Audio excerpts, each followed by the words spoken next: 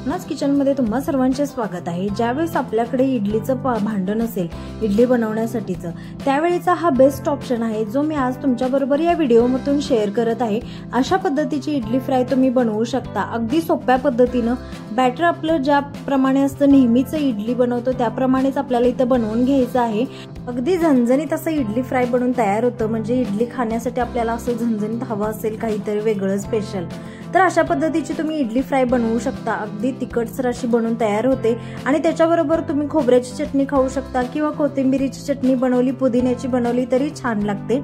आता इथं आपण लागणारे साहित्य म्हणजे आपल्याला पहिल्यांदा तर तांदूळ घेतलेले आहेत। मी कोणतेही तांदूळ तुम्ही इथे वापरू शकता। मी अशा पद्धतीने या वाटीने 3 वाटी तांदूळ मोजून घेतलेले आहेत। शक्यतो इडली बनवण्यासाठी जुना तांदूळ वापरायचा, कोणताही असेल तो जुना तांदूळ असेल तर त्यामुळे इडल्या खूप सुंदर होतात, डोसेही खूप छान होतात। आता 3 वाटी तांदळासाठी मी 1 वाटी इथं उडदाची डाळ घेतलेली आहे आणि अर्धी वाटी इथं मी हरभऱ्याची डाळ घेतलेली आहे। अशा पद्धतीने आपण डाळींचं प्रमाण घेतलं की योग्य प्रमाणात आपलं बॅटर बनवून तयार होतं। सोबतच 1 चमचा मी इथं मेथी दाणे घेतलेले आहेत। या सर्व साहित्यापासून आपण आता थोडक्यात काय ढोकळाच बनवणार आहे। अगदी सोप्या पद्धतीने हे जे साहित्य आहे, ज्यांना बेसनचा ढोकळा खायचा नसतो त्यांनी अशा पद्धतीने ढोकळा बनवला तर खूप छान होतो। आता हे जे सर्व साहित्य आपण घेतलेलं आहे ते मी साधारणतः 5 ते 6 वेळा स्वच्छ पाण्याने धुवून घेतलेले आहे। डाळी आणि जे तांदूळ आहे ते स्वच्छ धुवून घेतलेले आहे। अगदी फ्रेश पाणी ओतून ठेवलेलं आहे। भरपूर सारं पाणी ओतून ठेवायचं, म्हणजे भिजल्यामुळे काय होतं, तांदूळ जास्त भिजायला मदत होते म्हणजे जास्त पाणी वापरलं तर। आता तुम्ही इथं पाहतच आहात आपण पातेलं भरून पाणी ओतलेलं ना, अशा पद्धतीने तांदूळ आणि डाळ अगदी आपली परफेक्ट अशी भिजलेली आहे। आता याच्यामध्ये आपण जे एक्स्ट्रा पाणी आहे ते फेकून नाही द्यायचं, लगेच आपल्याला बाजूला काढून ठेवायचं आहे। ते आपण ज्यावेळेस वाटण बनवतो त्यावेळेस वापरणार आहे। पीठ बनवण्यासाठी इथं मी अर्धा वाटी पोहे घेतलेले आहेत जे स्वच्छ धुवून पाण्यामध्ये भिजत ठेवलेले आहेत। जे आता आपण डाळ तांदूळ घेतलेले ते अशा पद्धतीने वाटून घ्यायचं, अगदी स्मूथची पेस्ट बनवून घ्यायची। जास्त पाणी वापरायचं नाही, वाटण बनवत असताना आपल्याला असं घट्टसरच पीठ बनवून घ्यायचं आहे। अशा पद्धतीने आता सगळं बॅटर बनवून झालेलं आहे माझं। आता आपण जे पोहे भिजवून घेतलेले आहेत तेही आपल्याला मिक्सरमध्ये बारीक वाटून घ्यायचे आहेत। ज्यावेळेस आपण वाटण बनवायला घेतो त्याच वेळेस पोहे भिजवून ठेवायचे, म्हणजे आपण सगळं वाटण बनवून होईपर्यंत पोहे परफेक्ट भिजले जातात आणि अगदी बारीक अशी पेस्ट बनवून तयार होते। आता इथं तुम्ही पिठाची कन्सिस्टन्सी पाहतच आहात, अजिबात पातळ नाही बनवलेलं, मी थोडं थोडं पाणी घालत वाटून घेतलेलं आहे। अशा पद्धतीचं पीठ बनवून तयार झालेलं आहे। याचे इडल्या अगदी सुपर सॉफ्ट आणि मस्त अशा होतात। आता आपण हे फर्मेंट होण्यासाठी ठेवणार आहे। याच्यामध्ये आपण सोडा आता वापरणार नाही, ज्यावेळेस आपण ढोकळा बनवण्यासाठी घेणार आहे त्यावेळेस आपण इथं सोडा म्हणजे इनो वापरणार आहे। आता मी फर्मेंट होण्यासाठी हे कुकरमध्ये ठेवलेलं आहे झाकण बंद करून, म्हणजे त्याच्यामध्ये हवा वगैरे येणार जाणार नाही। अशा पद्धतीने कुकरचं झाकण लावून ठेवलेलं आहे आणि आता तुम्ही पाहतच आहात अगदी परफेक्ट फर्मेंट झालेलं आहे पीठ। सकाळी डाळ तांदूळ भिजवून ठेवलेले, संध्याकाळी मी हे फर्मेंट करण्यासाठी ठेवून दिलेलं आहे पीठ। अगदी परफेक्ट असं बिना सोडा घालता इनो घालता फर्मेंट झालेलं आहे। तुम्ही शक्यतो ज्यावेळेस इडल्या बनवत असता त्यावेळेस अशा पद्धतीचं कुकरचं झाकण घट्ट बसतं, म्हणून कुकरमध्ये पीठ फर्मेंट करायला ठेवू शकता। अगदी परफेक्ट असे बबल्स बनून तयार झालेले आहेत, म्हणजे परफेक्ट आपलं पीठ फर्मेंट झालेलं आहे। तुम्ही अशा पद्धतीने फर्मेंट करू शकता। याच्यामध्ये सोडा अजूनही अजिबात आपण वापरलेला नाही। ज्यावेळेस आपण आता बनवायला घेणार आहे, आता मी याच्यातील थोडं पीठ घेतलेलं आहे। आता माझ्याकडे तर इडलीचं भांडं आहे, पण शक्यतो ज्यांच्याकडे इडलीचं भांडं नसेल त्यांच्यासाठी अशा पद्धतीने इडल्या बनवल्या तरी चालतील। ते आता ढोकळा थोडासा स्पायसी होण्यासाठी मी आता चिली फ्लेक्स वापरलेले आहेत।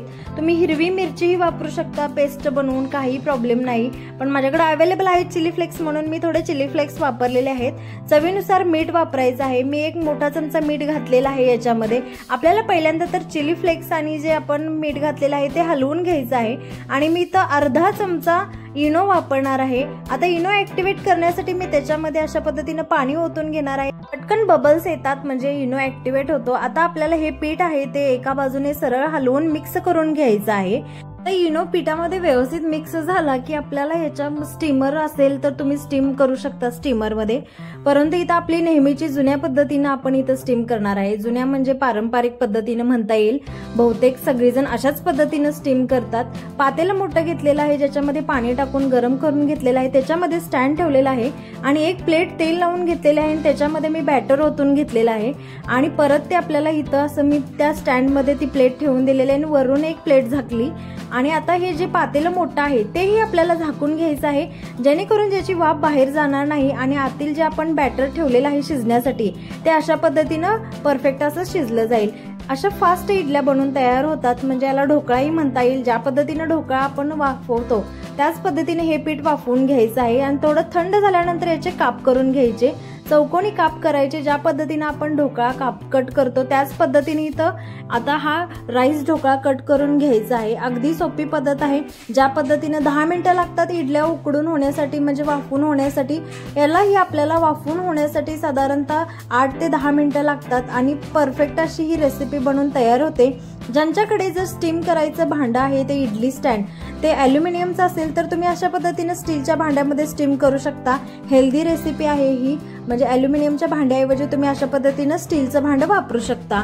आता असं परफेक्ट असं जाळीदार अशी इडली बनवून तयार झालेली आहे। आपण याला इडलीही म्हणू शकतो आणि ढोकळाही म्हणू शकतो। ढोकळा बनवून तयार झालेला आहे, परफेक्ट असा हा आहे आणि टेस्टला तर खूप छान झालेला आहे। याच्यामध्ये चिली फ्लेक्स घातलेले आहेत त्यामुळे खूप छान असं स्पायसी असं टेस्टला झालेला आहे। आता याच्याबरोबर खाण्यासाठी आपण इथं चटणी बनवून घेणार आहे। अर्धा ओला नारळ बारीक तुकडे करून घेतलेला आहे, सोबतच 3 मिरच्या, लसणाच्या 4-5 पाकळ्या आणि आल्याचा एक छोटा तुकडा घेऊन मिक्सरच्या भांड्यामध्ये हे सर्व वाटून घेतलेलं आहे। आता याच्यासाठी आपण तडका बनवून घेणार आहे। एक छोटा पॅन मी वापरत आहे तडका बनवण्यासाठी। याच्यामध्ये 2 चमचे तेल टाकून घेतला आणि फोडणीसाठी इथं मी मोहरी आणि जिरे वापरत आहे। मोहरी आणि जिरे भाजले की याच्यामध्ये आपल्याला कढीपत्ता टाकून घ्यायचा आहे। याच्यामध्ये तुम्ही आता मिरची ऑलरेडी आपण वाटणामध्येच घातलेली आहे, खोबऱ्याच्या म्हणजे चटणीमध्ये, त्यामुळे याच्या मिरची इथं वापरायची गरज लागत नाही। अगदी कढीपत्ता थोडा तडतडला म्हणजे भाजला की हे मिश्रण जे आहे ते आपण जी वाटून घेतलेली खोबरं आहे